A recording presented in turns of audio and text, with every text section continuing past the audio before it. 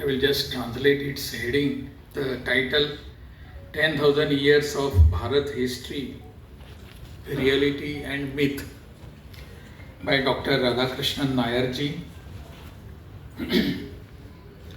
I am sharing the dais, honorable dais, with all the dignitaries here.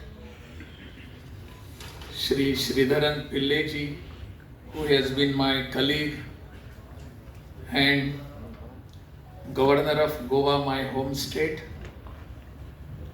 who has he himself is a man of literature, words, more than 250 books he has written so far.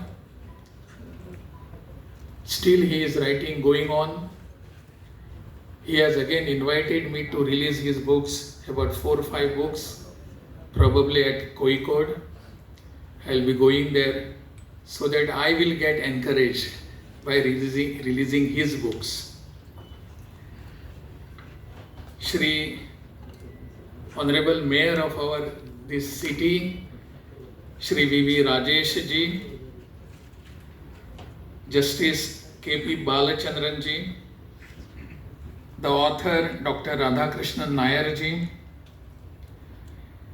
well-known historian Shri T.P. Shankaran Kutti Nayar, writer Dr. George Hunnakur, all other dignitaries sitting in the audience, Priya Sahodari, Sahodaran Mare, Namaskaram.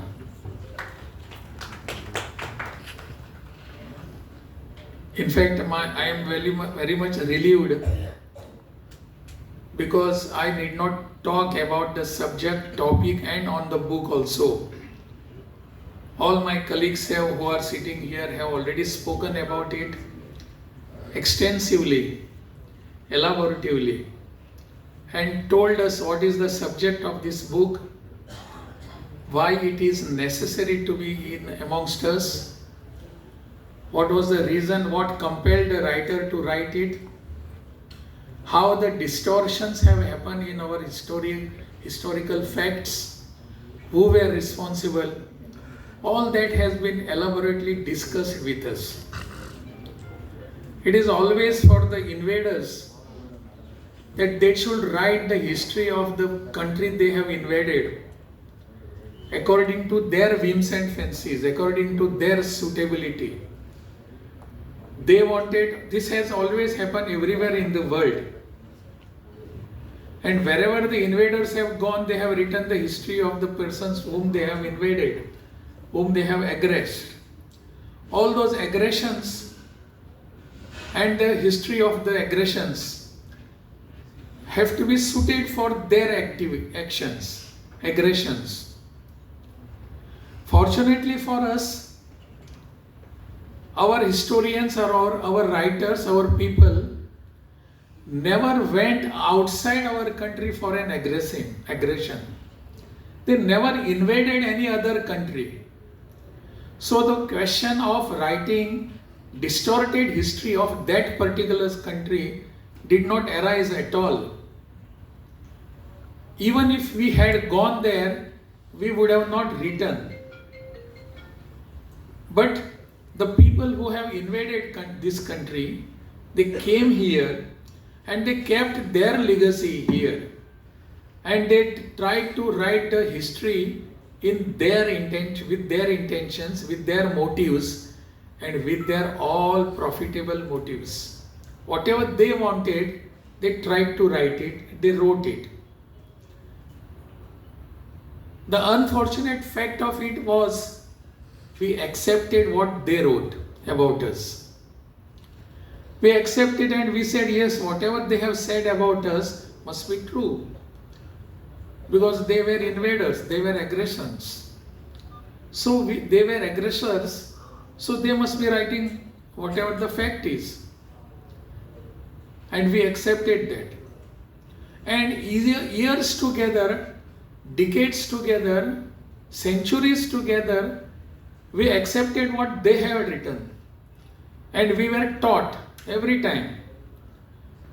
I do not know what the book exactly writes about the myths and the facts.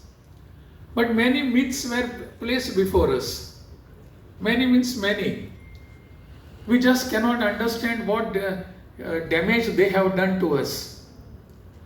It is not from the invasion or aggression from the Britishers only. We have to go still behind that, behind. The day the people invaded, on the Mughals or the Muslims invaded this country, they had not just come here to just see the scenic beauty of this country. They had not just come here to see what the culture is here, how the education is being done here. They have not just come to see the Takshashila education or Nalanda education. It was not their motive at all. They just wanted to destroy the culture here because it was spreading throughout the world. And they had heard about this. They knew about this. They came to this country just to destroy this. It is just not to loot. They have looted everything, no doubt about this. Temple of Sorti Somnath was looted many times. Prithviraj Chauhan had to fight many a times, more than 16, 17 times. It was just not for a loot. They had certain intentions in their minds, the Mughals as well as the Britishers. Maybe their methodology is different. They may be employing methods differently. But their intentions were same. They wanted to destroy this country, the values of this country, the culture of this soil, and the greatness of this country. That is the reason they came here. Otherwise, they were happy in their particular lands, all their soil. But they came here, they could not see the progress of this neighboring country. They came here, they did this. And after doing this, they wrote history of ours, which we again accepted. Of course, the history which they had written was suiting them, no doubt. They told us there was Aryan invasion in this country. Aryan people had come from Central Asia. From there, then again Siberia and whatnot. They mentioned many things about this. And they tried to give us the facts. The race of the Central Asia and that of Indians, that is particularly North Indians, is the same one. Their culture, their habits, all the things, their facial, their color, everything was same. They even forcefully and falsely tried to tell us that DNA of all those people is same. They tried to tell us very falsely. There was one German historian, you must have heard of him, Max Muller. He himself called him Moksha Muller. The name was Max Muller, he was German. Never studied Sanskrit. Never knew what the Vedas and Upanishads were. But scholarly, he called himself a scholar. And scholarly wrote about the Indian culture, Indian Sanskrit literature. And ultimately it came to light that it was distorted by him purposefully. This was many a times done. It was not only Max Muller. There were many other historians who tried to do this. They told us that Aryans came here and they invaded this country. They stayed here. The Britishers they had very good narrative for this. It was suiting them. It was very simple narrative. Aryans have come here. They were invaders in this country and they stayed here. Mughals came here, they invaded this country, they stayed here. We Britishers came here, we stayed here, and we tried to stay here. So this country called Bharatavarsha is nobody's country, it is a nomadic land. It is neither yours nor ours. We all are invaders here, we all are foreigners. Even those who are calling themselves Arya, they are also invaders here. The only difference is, you came yesterday, we came today. That's all. This country belongs to nobody. This is what they tried to tell us by the Aryan invasion theory. And we studied that. I was never a student of history, but when I was studying in my school days, I was taught very same thing. Incidentally, the teacher for me when I was studying in 7th, 8th, 9th was from Kerala, Srimati Nair. I still remember her. She used to teach us history. And that time the Aryan invasion theory was told to us. We never question her. Why? When teacher tells us, it is ultimate for us.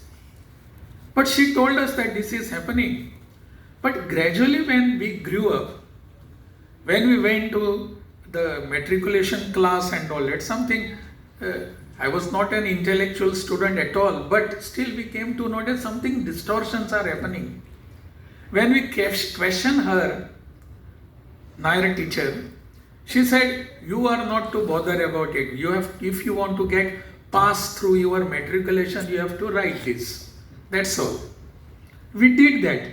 We got through our matriculation. But this is how it was being inculcated in our minds, how it was being impressed upon minds. There are many other things. This is not only Aryan theory, Aryan invasion theory, but now the things are coming forth. It was a biggest false that all the historians, so-called historians, thrusted upon us. That there are Aryans, the Arya people, they came from Central Asia. It was not so. Nothing was matching with DNA and nothing of that sort. They even told us that Harappan and Mohenjo-daro's culture is not yours. It is again an imported one. So that you should not love this country, love this soil, because you are also a foreigner. That was the intention of all these Britishers. Unfortunately, after the independence of our political independence, of course, we were there. We were again taught that there was Aryan invasion, there was this, you are not a country, you are not a nation. There was again theory of that you are a nation in building. Nation being built now. You were never a nation. Only after independence you can be called as a nation. So all this mischief was thrusted upon us. And fortunately or unfortunately, I do not know, as was mentioned by earlier speakers here, the leftist historians were here to support the British thoughts. And unfortunately, our rulers that time after 1947, they were also hand in gloves with leftist historians. They did everything that they wanted. All those names which have been taken here, I need not take. Irfan Habib and all those, Romila Thapar and all, Indian Council for Historical Research. What nonsense damage they have done to this country's thinking. We just cannot think of that. But all these wrongs have to be put in a right perspective now. We have to do it. ठीक है, whatever has happened. Whatever they have done, it is okay. And now that you are trying to correct itself, they say you are destroying the historical facts, distorting the history. If you are putting some subjects or topics in your NCERT topic syllabus, in the school textbooks, They say, no, no, no, you cannot do this.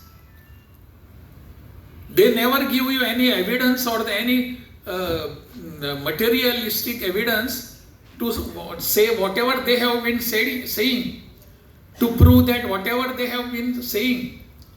But they ask you for the evidence. When they said there was Aryan invasion, there was no evidence was given. When they said this country was never united, no evidence was given. But if you say it today, this country is an union, this country has been united for centuries and thousands of years ago, they ask from you, what is that evidence? If you say there is a Ram Setu was in existence, they ask you what is the evidence.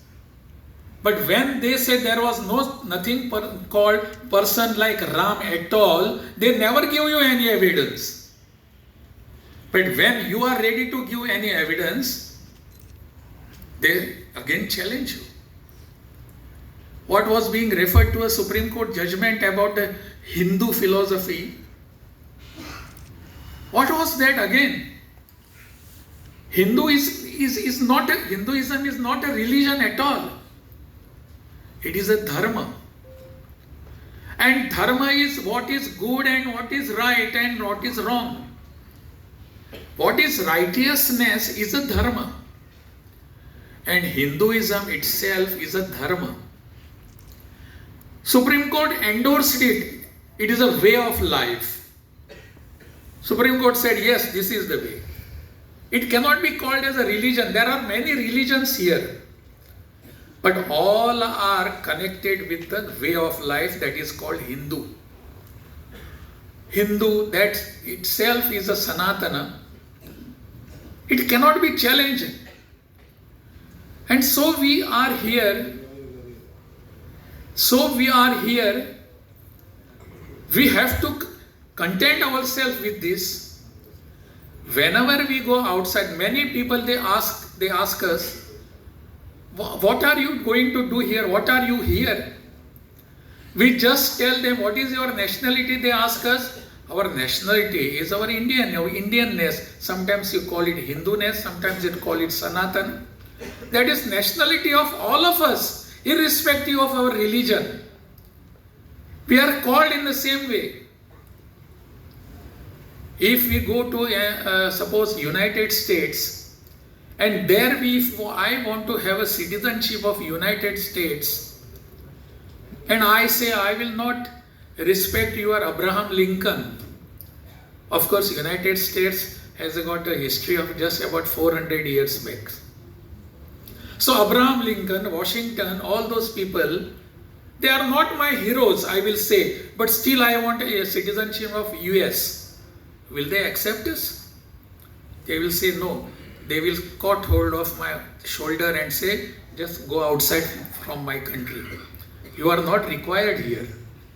If you want to be a citizen of India, of United States, you have to give full respect, reward our Abraham Lincoln, Washington, and all those people, those who have been nation builders of our country. You have to do it. So why not that can happen in our country?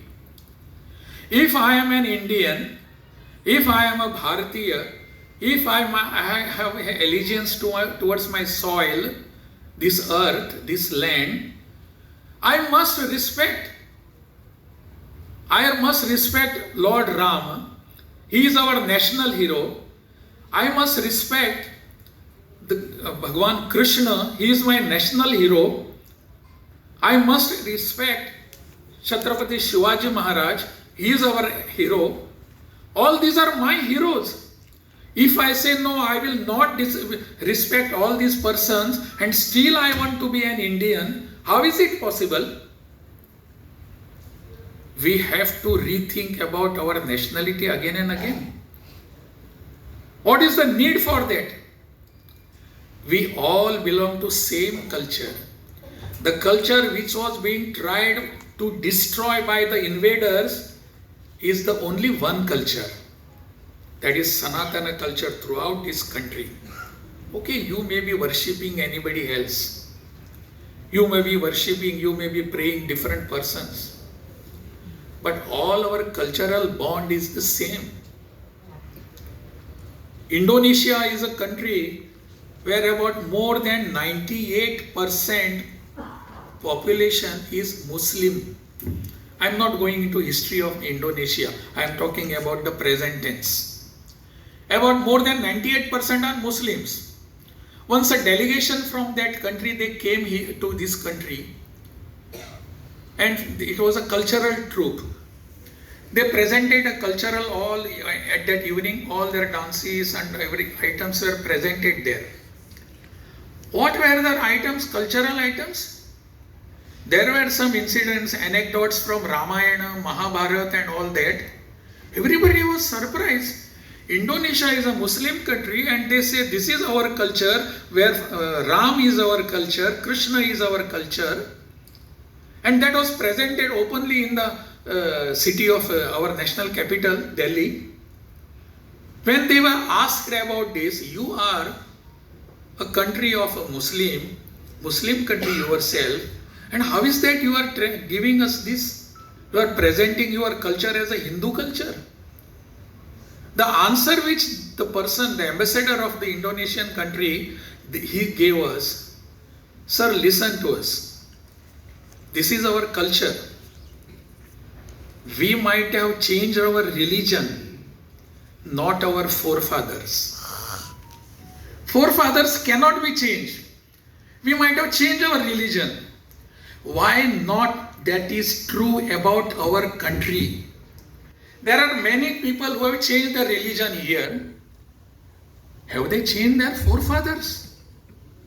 Have they changed their ancestors? Have they changed their culture?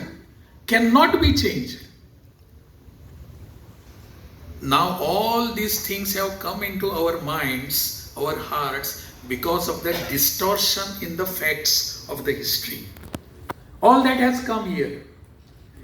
We all have to look into it in this way.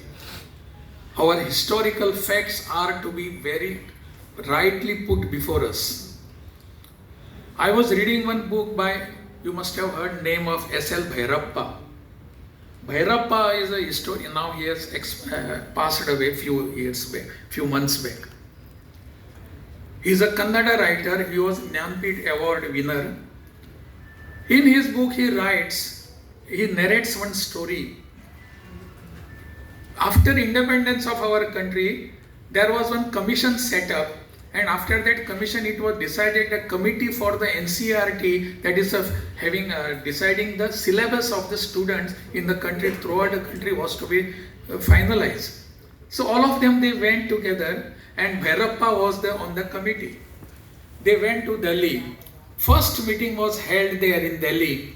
And in the very first meeting, it was told by the Secretary of Education there that we have to rewrite our history.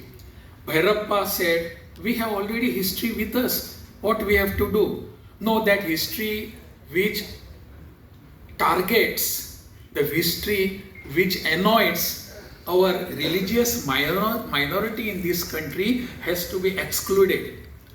Bhairappa writes, he says, how that can happen? History is a history, fact is a fact. How can we do and rewrite in a different way, which will be pleasing our minority in this country? The secretary said, no, nothing of that sort, we have to write this. The meeting ended there.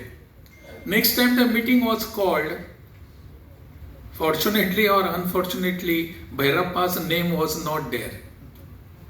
Bhairappa said, I do not know, I did not receive invitation at all.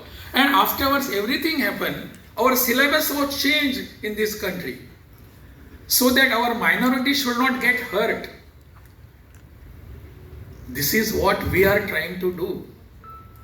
This is what has been done to us, to our historical facts. Now it is a time again, let us get awakened. Understand what the history was, and we all shall write here. Dr. Radhakrishnan has done, this is what exactly needed here. He is a doctor by profession, MBBS, gynecologist, He must have studied more than that. I don't know his degrees. But instead of, he must have been dissecting the body of human beings, he has dissected the historical facts. In that he has already saw what are the facts, what are not required for this country, the things which are not required for this country, what are the distortions in the body of this culture, of this country, are to be removed. And that is exactly what he has done in this book. He has tried to throw away all those distortions, all those myths. Don't entertain that. There are many other things which are, in fact, I will not take much of your time. Within next few minutes, I will just conclude. We have already been told that you are not a one country. I was just telling you, when we became independent, we had ample chance to assert ourselves as a culturally one nation, which we did not do. What instead we do? What we did was, we were just looking at other countries. Sometimes we looked at America for capitalism, sometimes we are looking at Soviet Russia for the socialism or the communism. Both the things have failed nowadays. Both the things. Soviet Russia has failed long back, and still we are trying to stick to it. What leftists in our country are doing is the same thing. The failed process, failed system is being implemented in this country now. They want it. Don't know what sort of thinking is this. All we have to do is think now in a right way, the proper way. That proper way has to be there. This book will show us one way. We have to look into it. Our culture, our bond, our thought, our emotions, our ethos are to be propagated. We are culturally one, we are historically one, we are geographically one. That has to be propagated every time, now and then. And it is the task for all of us. He has done his task of writing the book and giving us some insight and inputs. Now it will be our task. After reading the book, we will have to propagate that. What has been written, what is right and wrong, that has to be told to others, discussed in public forum. We will have to do it. And I am very much thankful to Dr. Radhakrishnan for giving us this opportunity. I am very much thankful for the organizers having called me here. I tried to explain myself. I don't know how correctly I could tell you, but that is what my intention was. Nanni, Namaskaram.